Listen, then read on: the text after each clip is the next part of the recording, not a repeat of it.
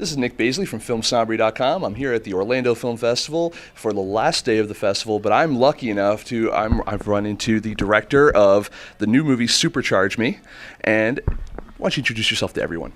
Hi there, Nick. My name is Jenna Norwood, and I'm really thrilled to be here at the Orlando Film Festival. It's been such a wonderful time. So let's talk a little bit about your story, of the story of Supercharge Me, how it came to be. What's your background and what led you to make this film?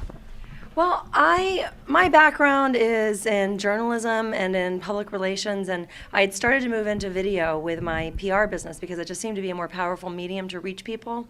And then when I personally ran into the challenge of not fitting very well into a showgirl costume for Halloween, I was inspired to try something that I'd seen other people be very transformed with, and that was just getting back to nature, eating only the most fresh, organic, raw, unadulterated foods. And at the last minute, I thought I should document it. So I was inspired by Super Size Me, Morgan Spurlock's film, to show the opposite extreme, to actually give people a frame of reference.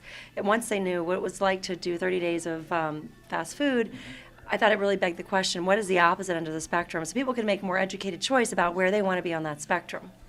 Now, we all, I mean, as a culture, I think especially here in America, tend to really like our snack foods. We tend to like our, meat, especially we're a big meat eater kind of culture out here. Going vegan specifically is a very extreme change. I'm sure we see what the effects are, that happen to your body. But what was really the most difficult part in making that transition, kind of cold turkey, especially?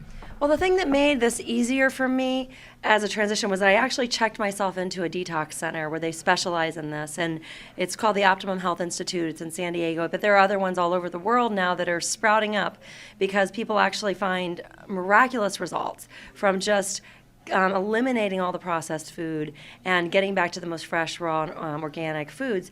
So I literally checked myself into a place where they were going to take care of all my food needs. I didn't have the option of falling off the wagon. I was behind closed gates. I mean, you could get off the campus if you wanted, but I was also in a supportive environment with probably 100 other people trying to do the same thing. That helped tremendously. And then I had all the guidance, and if I got scared or if I had some detox symptoms, there were people there I could talk to about it. So that helped certainly in the first couple days when I was having cravings for some of the foods that I used to eat that weren't as healthy, just to have that support system.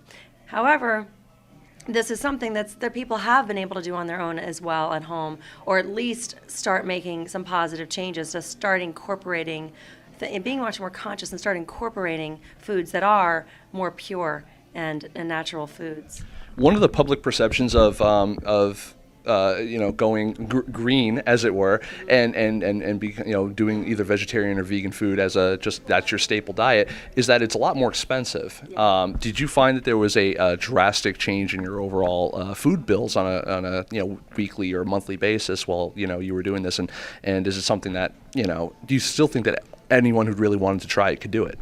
That's a really good question about the expense, and I could approach that from a few different perspectives. One is that what happens when you eat nutrient-dense foods, which is really not the standard American diet. We don't have much of that in the standard American diet, but you end up needing a lot less food because your nutritional needs are met in much smaller quantities.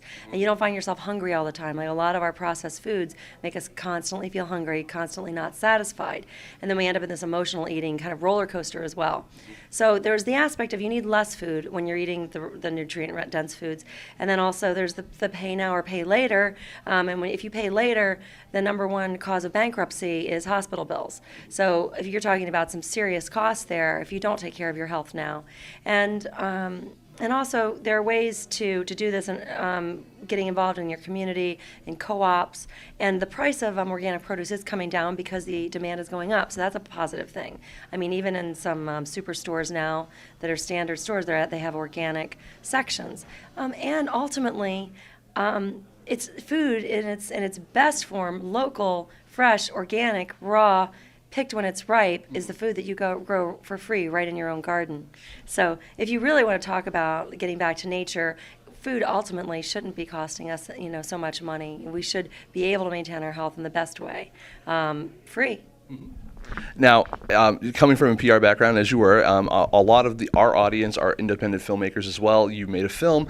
How are you using your background in PR and to get the word out on this film, and as well as to, is it helping you lead to other new projects? Mm-hmm. Oh, that's a really good point, because I certainly would not have gotten as far with this film if I did not have my background in public relations. I had a PR firm for 15 years before getting into this, and I have not taken on a client since this project, I started in 2005, because I'm completely dedicated to this, and I'm putting all my resources and all my energy into it. But because I had already started using new media with my clients, I knew about strategic ways to get the word out through the web and also just through the general media.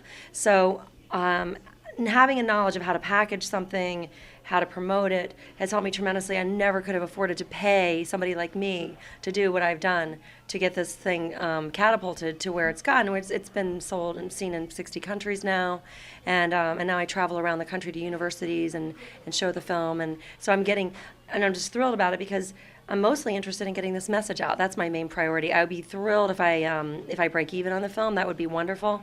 But really, my incentive and my life purpose is to represent Mother Nature to the best of my ability, and the benefits there are in getting back to nature, and also the harm there is in ignoring what's right there in front of us.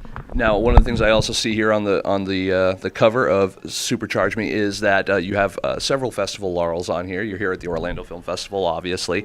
First of all, what's your most favorite festival you've been to so far? Don't feel pressured to say this.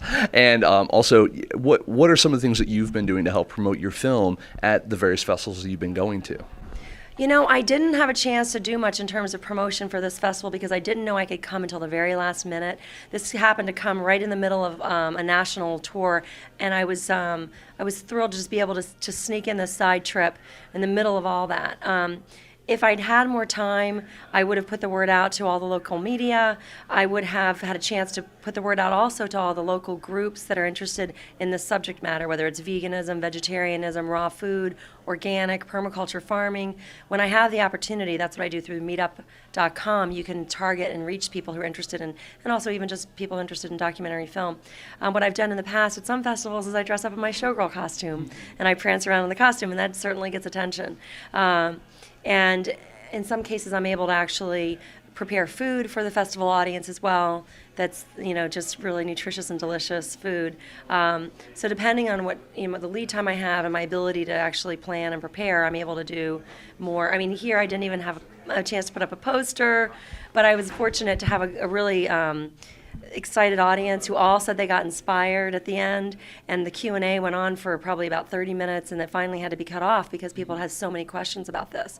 So this is an absolutely wonderful festival. I'm thrilled to be here. There's so much energy and excitement, and I love the fact that people can come and attend the festival for free and see these films for free. It really removes that barrier, especially right now in the economic situation we're in.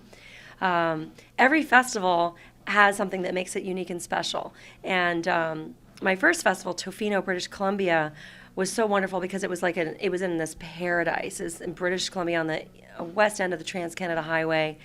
It was the most paradise-like place I could ever imagine, and it felt like such a gift to after having been through this extremely intense process of making a film, to end up in such a heavenly place. This I love for the energy, the excitement, all the filmmakers. So it's really tough to pick a favorite. It's like picking a favorite child.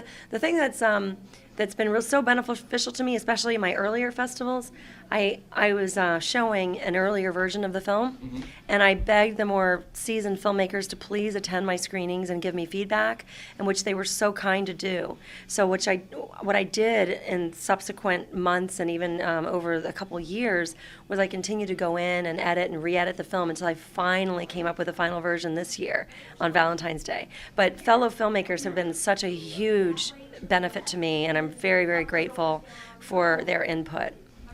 As a filmmaker with a new film, there's always a challenge in making any film project. and there's always a degree of learning curve throughout it. What was the biggest challenge as you were making this? Because you're doing two things. You're adjusting your entire body to something, and then you're also going and trying to make sure that you're catching all the right footage and you're getting everything that's important, and to the core of what your message is something like Supercharge Me. And how did you manage all of that while still kind of learning the process as you went along? And then, I mean, the distribution and marketing process probably came a lot more easy to you. You probably couldn't wait to get to that part. But along the way, how did you kind of not only stay motivated, but stay true to what you were trying to do while still trying to also learn how to do it? Yeah, actually, the fact that I was making a film while going through the detox added certainly a layer of stress to the whole situation. The original idea, before I decided to film this, I was so excited to have 3 weeks off where I wasn't going to be doing anything, and that was at the detox center. I've documented a month here, but the rest of it was back home, incorporating what I learned. But when I got the idea for the film, all of a sudden I got kicked into like this high energy and high stress mode of having to pull all these elements together, and fortunately, in spite of all that, I still got incredible results from the detox, in spite of the extra stress of making my first documentary film. I'd say one of the hardest things for me in the beginning was that I didn't really have credibility as a documentary filmmaker. I'd never made a feature film before. I'd done some short films and had won a guerrilla film competition. I made a film about my grandmother's life, a short film spanning the 100 years of her life, and I really love the process. My background is in journalism, which I think is a good fit for documentary. But in terms of finding people to work with me, not having the credibility meant that I paid top dollar. I worked with people who didn't necessarily believe in what I was doing, and I'm a woman as well. And being female and having the people working with me be male, kind of looking at me like making fun of me a little bit, like it was a cute idea, but not taking it very seriously was the biggest challenge, because I was so devoted to this. I was so dedicated, and I really was wishing that I had people around me who were as dedicated as I was. Now I have more credibility. So next time I venture into a project, it'll be easier to attract people who believe in what I'm doing and actually believe that it will come to fruition. Where's the next place that anyone can get either get a copy of Supercharge Me, or where can we see it? The film is available on Amazon.com, and it's called Supercharge Me, 30 Days Raw. I'm working on distribution in all the health food stores in North America. All the libraries in Canada are interested in the film, so I'm working on that as well. But I'm doing this on my own too. And then when you mentioned earlier, you were saying I was probably excited about the distribution part. I was actually the most intimidated by the distribution part. I'm not a salesperson, and even with my own product, it's been intimidating to talk about the numbers and to negotiate the deals. But I'm jumping through those hoops. It's been such a huge learning process. I've had to really face up to some things that would have been major fears for me, or have always been major fears for me. The film is, I'm right now on a tour of universities throughout the country. I'm going to be heading out soon. It's going to be screened at George Washington University in Washington, D.C. on November 16th. And then I'll be at the University of Richmond shortly thereafter. And then I'll have a lot more university bookings starting in the spring semester. So, yeah, it's out and about. Get the movie. It's got a recipe card with my very favorite recipe that I created, pasta budanesca, which is a very decadent and delicious and satisfying dish that makes you not feel like you're missing anything by eating healthy. And also, if you go on my website, I'm working on a show, Getting Fresh with Jenna, for the Food Network. I'm finishing up a book and working on the distribution of the film and my college speaking tour. So that's keeping all those balls in the air is keeping me busy. But I'm very excited about this show.